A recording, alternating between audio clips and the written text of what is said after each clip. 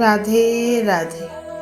আজ আমরা শুনব শ্রীকৃষ্ণের এমন এক গল্প যেখানে তিনি কারো স্বপ্নে এসে কোনো অলৌকিক আশীর্বাদ দেন না, কিন্তু মানুষের জীবনের সবচেয়ে ভারী মুহূর্তে নীরবে পাশে দাঁড়িয়ে থাকেন।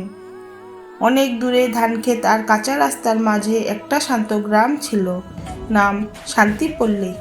এই গ্রামে একটা কথা খুব শোনা যেত, সবাই নিজের মতো ব্যস্ত, কারো কষ্ট কারো সময় নেই। এই গ্রামেই থাকতো অরুণ নামে এক যুবক। সে খুব সাধারণ, না খুব মেধাবী, না খুব ধনী, না কারো চোখে পড়ার মতো। অরুণ শুধু নিজের কাজটা করে যেত। ভোরে উঠে মাঠে যেত, বিকেলে বাজারে সাহায্য করত, রাতে মায়ের পাশে বসে চুপচাপ ভাত খেত। লোকেরা বলতো অরুণ ভালো ছেলে, কিন্তু জীবনে কিছু করবে না। এই কথাগুলো অরুণ শুনতো, কিন্তু কিছু বলতো না, কারণ সে জানতো সব প্রশ্নের উত্তর কথাই দিতে নেই। একদিন হঠাৎ করেই তার জীবনে বড় ধাক্কা এলো। মা গুরুতর অসুস্থ হয়ে পড়লেন। ডাক্তার বললেন দ্রুত চিকিৎসা না হলে সময় ভালো যাবে না। অরুণের মাথা ঘুরে গেল। জমানো টাকা ছিল না, যাদের কাছে সাহায্য চাইল তারা কেউই এগিয়ে এলো না। সেই রাতেই অরুণ প্রথমবার মনে মনে বলল, হে কৃষ্ণ, যদি তুমি থাকো, আজ কোথায়? অনেক বছর পর এই প্রথম সে কৃষ্ণকে ডাকল। দিন ভরে অরুণ মাকে হাসপাতালে রেখে বাইরে এসে বসল, চোখে জল, মনে শূন্যতা। হঠাৎ সে দেখল একজন বৃদ্ধ লোক হাসপাতালের বেঞ্চে বসে বাঁশির হাতে ঘুরাচ্ছেন। বাঁশিতে কোনো সুর নেই, তবু বাতাস কেমন শান্ত হয়ে উঠল। বৃদ্ধ লোকটি বললেন, তুমি খুব ক্লান্ত। অরুণ অবাক হয়ে বলল, আপনি জানলেন কি করে? বৃদ্ধ মৃদু হেসে বললেন, যাদের ভেতর প্রশ্ন বেশি তাদের ক্লান্তি চুপচাপ হয়। অরুণ কিছুক্ষণ চুপ করে থেকে বলল, আমি অনেক বিশ্বাস হারিয়েছি। বৃদ্ধ বললেন, বিশ্বাস হারায় না, শুধু মাঝে মাঝে ঘুমিয়ে পড়ে। বলেই তিনি উঠে গেলেন। অরুণ তাকিয়ে দেখল লোকটা আর নেই। সেই দিনই হঠাৎ এক আত্মীয় এসে চিকিৎসার কিছু ব্যবস্থা করে দিল। ডাক্তার বললেন, সময় মতো এনেছো, সব ঠিক হয়ে যাবে। অরুণের চোখ ভিজে গেল। সে বুঝল সব কিছু একদিনে বদলায় না, কিন্তু ঠিক সময়ে সাহায্য আসে। মা ধীরে ধীরে সুস্থ হলেন। অরুণ আবার কাজে ফিরল, কিন্তু তার ভেতর একটা শান্ত শক্তি জন্ম নিল। সে এখন অন্যদের কথা শোনে, কারো কষ্ট দেখলে চুপ করে পাশেই দাঁড়ায়। একদিন শান্তিপল্লীর পুরনো মন্দিরে নতুন করে পরিষ্কার শুরু হলো। ভাঙ্গা মন্দির, ধুলো জমা কৃষ্ণমূর্তি। অরুণ নিজে হাতে মূর্তিটা পরিষ্কার করলো। মনে মনে বলল, তুমি সব সময় ছিলে, আমি শুধু দেখতে পারিনি।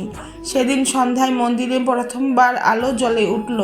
কেউ জানে না বৃদ্ধ লোকটি কে ছিলেন, কিন্তু অরুণ জানে যেদিন সে একদম ভেঙে পড়েছিল সেদিনই শ্রীকৃষ্ণ মানুষের রূপে তার পাশে বসেছিলেন।